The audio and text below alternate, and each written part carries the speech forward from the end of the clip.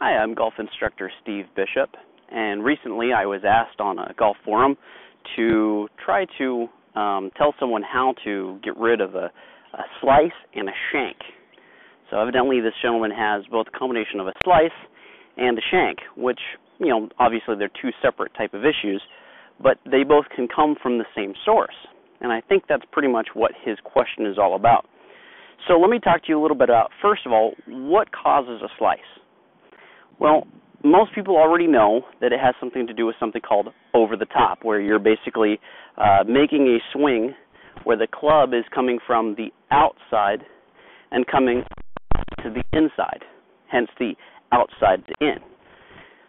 Well, there's that in combination with where the club face is and how the club face is related to the path that the club is traveling that causes this dramatic slice, this dramatic fade that goes from left to right.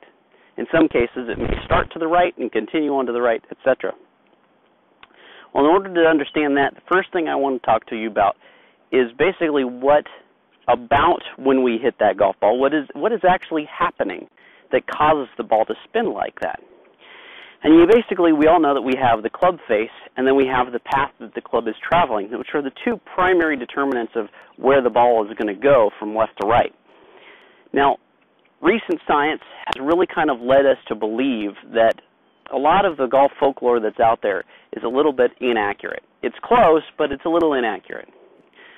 What actually happens during the golf swing is that, or during impact, is that when the club face, wherever the angle of the club face is in relation to the path, is actually going to determine about 70%, and it varies from club to club and where on the club face it is, but it varies between 70 to 80% that the majority of where the ball starts is actually based upon where the club face is aimed.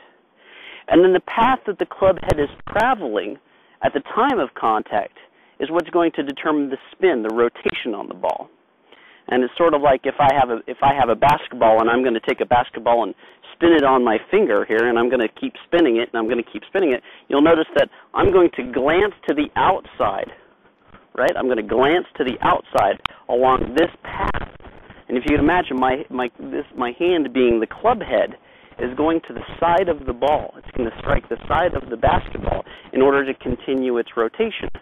So even though the path that my hand is traveling is in a straight line forward, the ball doesn't necessarily move forward. Instead, that's what creates the spin on the ball.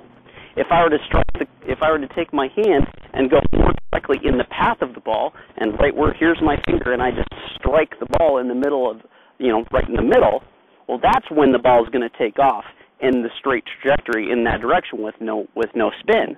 And that's not what we want if we're spinning the ball on our finger.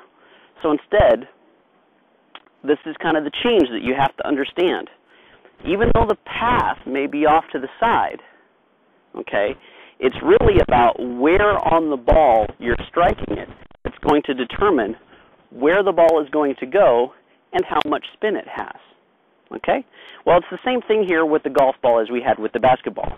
If I am coming from outside to in, okay, the club face is going to possibly be potentially square at the target.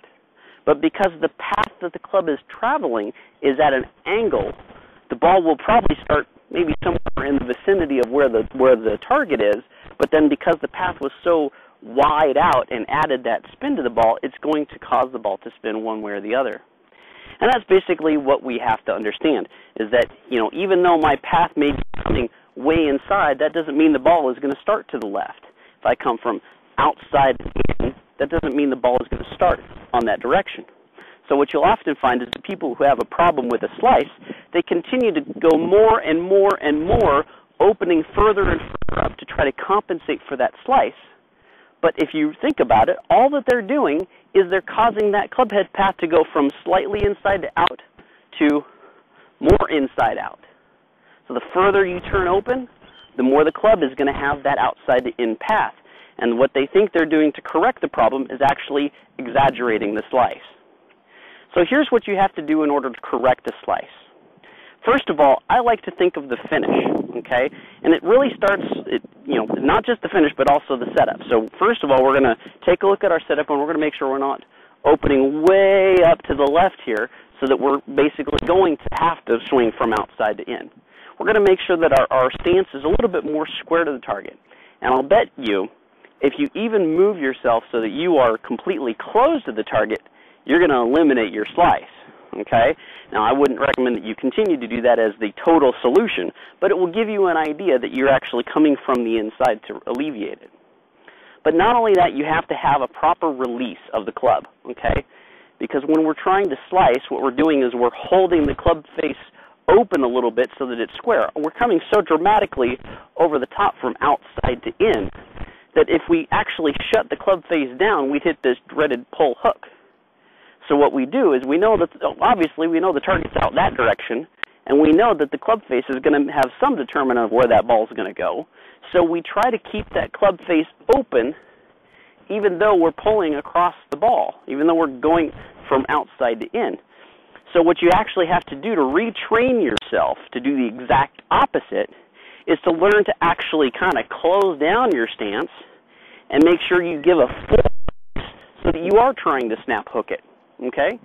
That's basically what you're going to have to do. You're going to have to teach yourself the exact opposite extreme of what a slice is.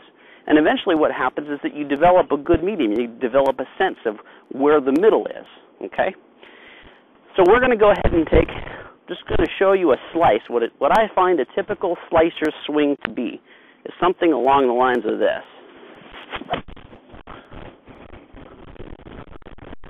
Okay? As you can see, I came way across it. And you can even tell my divot is actually coming way across this direction. All right? And then I kept the club face open to try to keep that ball heading somewhat towards the target, but in fact it actually just ended up further to the right. Now let me show you what you're going to have to do to retrain yourself the exact opposite. And that is simply to close your stance and actually use a little bit more arms to really release that club and almost feel like you're just going to pull that ball, like you're going to duck hook it. Okay, you're going to swipe across the ball. And we're going to end up something more like this. Okay? Now I just hit, with a 7-iron, I probably hit about a, 30-yard draw, big old sweeping hook. That would be great if I was in the trees and I needed to get around something. So, keep that in mind.